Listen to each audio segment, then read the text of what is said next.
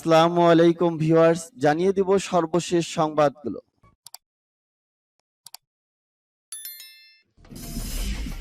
সংবাদের শুরুতেই জানিয়ে দিব সংবাদ শিরোনাম। ইউক্রেনের আকাশ প্রতিরক্ষার চাহিদা পূরণের প্রতিশ্রুতি G7। তাইওয়ানের প্রতিরক্ষা সীমায় রেকর্ড সংখ্যক বোমারু বিমান পাঠালো চীন। দোনেতঙ্ক অঞ্চলে অর্ধেক রাশিয়ার নিয়ন্ত্রণে, বলেন রুশ কর্মকর্তা। ইরান রাশিয়ার উপর নিষেধাজ্ঞা যুক্তরাজ্যের। এবং জানিয়ে দিব সর্বশেষ শিরোনাম। শান্তির জন্য 3 শর্ত দিলেন প্রেসিডেন্ট জেলেনস্কি। এতক্ষণ শুনছিলেন সংবাদ শিরোনাম, এখন শুনবেন সংবাদের বিস্তারিত। তো বন্ধুদের কাছে রিকোয়েস্ট রইল, এই ভিডিওতে একটা লাইক দিবেন, আর ভালো লাগলে অবশ্যই বন্ধুদের মাঝে শেয়ার করে দিবেন। ইউক্রেনের আকাশ প্রতিরক্ষার চাহিদা পূরণের প্রতিশ্রুতি G7 এর। পূর্ব ও দক্ষিণ ইউক্রেনে রুশ ক্ষেপণাস্ত্র, কামান ও ড্রোন বোমা ফেলেছে। এমন সময় বিশ্বের অর্থনৈতিক পরাশক্তিগুলো প্রতিশ্রুতি দিয়েছে ইউক্রেনের আকাশ প্রতিরক্ষায় ইউক্রেনের সেনাবাহিনীর সামর্থ্য বৃদ্ধিতে সহযোগিতা করা হবে। কাতার ভিত্তিক সংবাদ মাধ্যম আল জাজিরা এ খবর জানিয়েছে। G7 সোমবার প্রতিশ্রুতি দিয়েছে ইউক্রেনের জরুরি চাহিদা পূরণের। জোটের ভার্চুয়াল বৈঠকে ইউক্রেনীয় প্রেসিডেন্ট ভলোদিমির জেলেনস্কি রাশিয়ার আক্রমণের বিরুদ্ধে আধুনিক ট্যাঙ্ক, কামানের গোলা ও দূরপাল্লার অস্ত্র চেয়েছেন। তারপর এই প্রতিশ্রুতি দিল G7। জেলেনস্কি আরো আহ্বান জানিয়েছেন, শীতে জ্বালানি সংকট মোকাবেলায় ইউক্রেনকে অতিরিক্ত 2 বিলিয়ন ঘনমিটার প্রাকৃতিক গ্যাস সরবরাহের জন্য। ইউক্রেনে বেসরকারি জ্বালানি অবকাঠামোতে রুশ হামলায় দেশটি বিদ্যুৎ বিপর্যয়ে পড়েছে। পৃথক অগ্রগতিতে ইউরোপীয় ইউনিয়নের পররাষ্ট্রমন্ত্রীরা ইউক্রেনের সেনাবাহিনীকে সহযোগিতার জন্য $2.1 বিলিয়ন একটি তহবিল প্রদানে সম্মত হয়েছেন। ব্রিটিশ প্রতিরক্ষা মন্ত্রী বেন ওয়ারলেস সোমবার বলেছেন, ইউক্রেনকে দূরপাল্লার ক্ষেপণাস্ত্র সরবরাহে তিনি উন্মুক্ত আছেন, যা দিয়ে রাশিয়ার ড্রোনকে ভূপাতিত করতে পারবে তারা। তাইওয়ানের প্রতিরক্ষা সীমানায় রেকর্ড সংখ্যক বোমারু বিমান পাঠালো চীন। তাইওয়ানের প্রতিরক্ষা সীমানায় ডিফেন্স জোন 18টি পারমাণবিক বোমা বহনযোগ্য বিমান পাঠিয়েছে চীন। তাইপে জানিয়েছে, তাদের পণ্য আমদানির উপর অবরোধ আরোপের কয়েক দিনের মধ্যে চীন এমন পদক্ষেপ নিল। গণতান্ত্রিক তাইওয়ান প্রতিনিয়ত চীনের আগ্রাসনের ভয়ে থাকে। চীন ঘোষণা দিয়েছে, ভবিষ্যতে বল প্রয়োগ করে হলেও তারা তাইওয়ানের নিয়ন্ত্রণ নেবে। 2016 সালে সাই ইং ওয়েন তাইওয়ানের প্রেসিডেন্ট নির্বাচিত হওয়ার পর বেইজিং দ্বীপ রাষ্ট্রটির উপর সামরিক, কূটনৈতিক এবং অর্থনৈতিক চাপ বৃদ্ধি করেছে।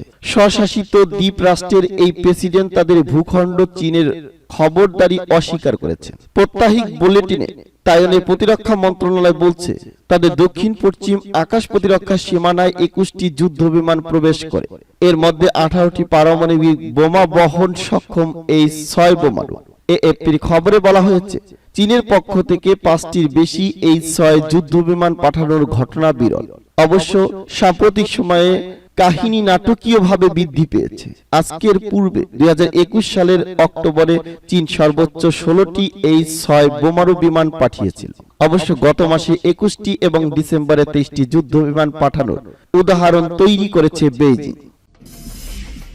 দোনেতঙ্ক অঞ্চলে অর্ধেক রাশিয়ার নিয়ন্ত্রণে, বলেন রুশ কর্মকর্তা। ইউক্রেনের পূর্বাঞ্চলীয় দোনেতঙ্ক অঞ্চলে অর্ধেকের বেশি ভূখণ্ড রাশিয়ার নিয়ন্ত্রণে রয়েছে, কিন্তু তুমুল লড়াইয়ের কারণে রুশ সেনাদের অগ্রগতি থমকে আছে। অঞ্চলটিতে মস্কো মনোনীত এক রুশ কর্মকর্তা এই মন্তব্য করেছেন। মঙ্গলবার কাতার ভিত্তিক সংবাদ মাধ্যম আল জাজিরা এ খবর জানিয়েছে। তথাকথিত দোনেস্ক পিপলস রিপাবলিক হলো সেই 4টি ভূখণ্ডের একটি, যা সেপ্টেম্বরে অবৈধ গণভোটে আয়োজন করে রাশিয়া নিজেদের অংশ হিসেবে ঘোষণা করেছে।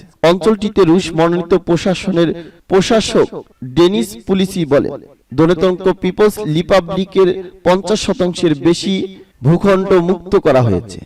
গত কয়েক সপ্তাহ ধরে অঞ্চলটিতে তুমুল লড়াই চলছে।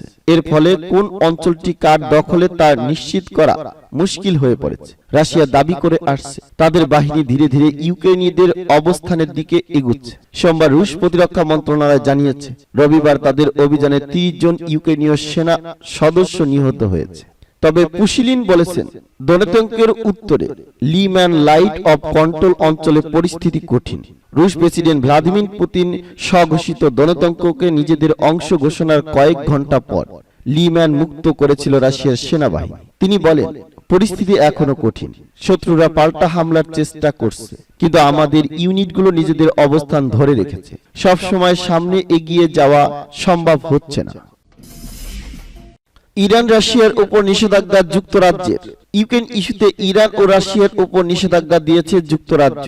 ইউক্রেনে হামলা চালানোর জন্য সামরিক ড্রোন উৎপাদন ও সরবরাহের সঙ্গে জড়িত উভয় দেশের বেশ কয়েকজন কর্মকর্তার উপর এ নিষেধাজ্ঞা দেওয়া হয়েছে। নিষেধাজ্ঞার ব্যাপারে ব্রিটিশ সরকারের পক্ষ থেকে এক বিবৃতিতে বলা হয়েছে, ইউক্রেনে বেসামরিক নাগরিক ও অবকাঠামোর উপর হামলা চালানো হচ্ছে। এক্ষেত্রে ইরানের তৈরি সামরিক ড্রোনের বড় ভূমিকা রয়েছে। পশ্চিমা দেশগুলো, বিশেষ করে যুক্তরাষ্ট্র বলছে, সম্প্রতি রাশিয়ার শীর্ষ সামরিক পৃষ্ঠপোষক হয়ে উঠেছে ইরান। তবে বেসামরিক নাগরিকদের উপর হামলায় পশ্চিমা অভিযোগ অস্বীকার করে আসছে তেহরান ও মস্কো। উভয় পক্ষের এই অভিযোগ ও পাল্টা অভিযোগের মধ্যে রুশ ও ইরানি কর্মকর্তাদের উপর নিষেধাজ্ঞা দেওয়া হলো। এ বিষয়ে মঙ্গলবার ব্রিটিশ পররাষ্ট্রমন্ত্রী জেমস ক্লোভারবি বলেন, ইউক্রেনের শহর ও বেসামরিক নাগরিকদের উপর রুশ সেনাবাহিনীর হামলার অবশ্যই জবাব দেওয়া হবে। নিষেধাজ্ঞার তালিকায় থাকা রুশদের বেশিরভাগই সেনাবাহিনীর কমান্ডার। এদের মধ্যে মেজর জেনারেল রবার্ট বারানোভের নামও রয়েছে। এর আগে ইরান থেকে ড্রোন কেনার দায়ে রাশিয়ার উপর নিষেধাজ্ঞা দিয়েছে যুক্তরাষ্ট্র। গত শুক্রবার হোয়াইট হাউসে আমেরিকার ন্যাশনাল সিকিউরিটি কাউন্সিলের মুখপাত্র জন কির্বি বলেন, ড্রোন কেনার ক্ষেত্রে যে সমস্ত ব্যক্তি ও প্রতিষ্ঠান একেবারে অগ্রভাগে ছিল তাদের উপর এই নিষেধাজ্ঞা আরোপ করা হবে। এক্ষেত্রে তিনি রাশিয়ার অ্যারো স্পেস ফোর্স এবং 92তম রাষ্ট্রীয় ড্রোন কেন্দ্রের নাম উল্লেখ করে। ওয়াশিংটনের দাবি, রাশিয়া ইরানের কাছ থেকে বিভিন্ন অস্ত্র ও ড্রোন কিনছে, যা তেহরানের উপর আরোপিত নিষেধাজ্ঞা লঙ্ঘনের শামিল। ওয়াশিংটন আরো দাবি করছে, ইরান থেকে ড্রোন প্রযুক্তি নিয়ে রাশিয়া গণহারে উৎপাদনের ব্যবস্থা করবে। এদিকে রাশিয়ার উপর আরেক দফা নিষেধাজ্ঞা দিতে জোর আলোচনা চালিয়ে যাচ্ছে ইউরোপীয় ইউনিয়ন। নতুন নিষেধাজ্ঞা প্যাকেজের খরচায় রাশিয়ার সেলিব্রিটি টেলিভিশন ব্যক্তিত্ব, ব্লগার সহ 144 ব্যক্তির নাম রয়েছে। এ পর্বে রেন টিভি, টিভি নোস্তিভি, এনটিভি মির ও রাশিয়া ওয়ান টেলিভিশনের প্রধানদের বিরুদ্ধে নিষেধাজ্ঞা আরোপের প্রস্তাব রয়েছে। নিষেধাজ্ঞার আওতায় এনটিভি মির, রাশিয়া ওয়ান ও রেন টিভির ইইউ অঞ্চলে সম্প্রচার লাইসেন্স বাতিল করতে হবে। নিষেধাজ্ঞার খরচায় মস্কো ক্রেডিট ব্যাংক ও ফার ইস্ট ব্যাংক সহ রাশিয়ার কয়েকটি আর্থিক প্রতিষ্ঠানের ইউরোপে থাকা সম্পদ বাজেয়াপ্তর কথা বলা হয়েছে। রাশিয়ার খনি খাতে বিনিয়োগ নিষিদ্ধের প্রস্তাব রয়েছে। এছাড়া রাশিয়ায় নিবন্ধিত 169টি কোম্পানির কাছে ডুয়াল ইউজ প্রযুক্তি বিক্রি নিষিদ্ধ করার কথা বলা হয়েছে। শান্তির জন্য 3 শর্ত দিলেন প্রেসিডেন্ট জেলেনস্কি। ইউক্রেনের প্রেসিডেন্ট ভলোদিমির জেলেনস্কি বলেছেন, রাশিয়ার সঙ্গে তার দেশ চলমান সংঘাতে একটা মীমাংসা করতে পারে যদি জি7 ও পশ্চিমা সমর্থকরা 3টি পদক্ষেপ নিতে পারে।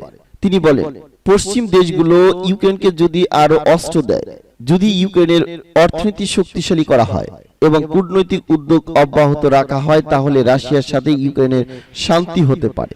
শিল্পোন্নত দেশগুলোর সংগঠন জি7 এর বৈঠকে ভার্চুয়ালি ভাষণ দিয়ে প্রেসিডেন্ট জেলেনস্কি এসব কথা বলেন। তিনি বলেন, নতুন একটি বাহিনী প্রয়োজন যারা আধুনিক ট্যাঙ্ক, গোলা ও দীর্ঘ পাল্লার ক্ষেপণাস্ত্র ব্যবহার করবে। পাশাপাশি জি7 ইউক্রেনের পূর্ণ গঠনের ক্ষেত্রে অর্থনৈতিক সহযোগিতা জোরদার করবে বলে আশা করেন তিনি। জেলেনস্কি আরো বলেন, তৃতীয় পদক্ষেপ হবে নতুন কূটনীতি। আমি প্রস্তাব দিচ্ছি একটি বিশেষ শীর্ষ সম্মেলন ডাকা হোক, যার নাম হবে গ্লোবাল পিস ফর্মুলা সামিট। সম্মেলনে আমরা ঠিক করব কখন আমরা ইউক্রেনের শান্তি ফর্মুলার বাস্তবায়ন করব। এর আগে এই কথা তিনি মার্কিন প্রেসিডেন্ট জো বাইডেনের কাছে বলেছিলেন। নভেম্বরে অনুষ্ঠিত জি20 সম্মেলনেও জেলেনস্কি তার এই শান্তি ফর্মুলা তুলে ধরেছিলেন।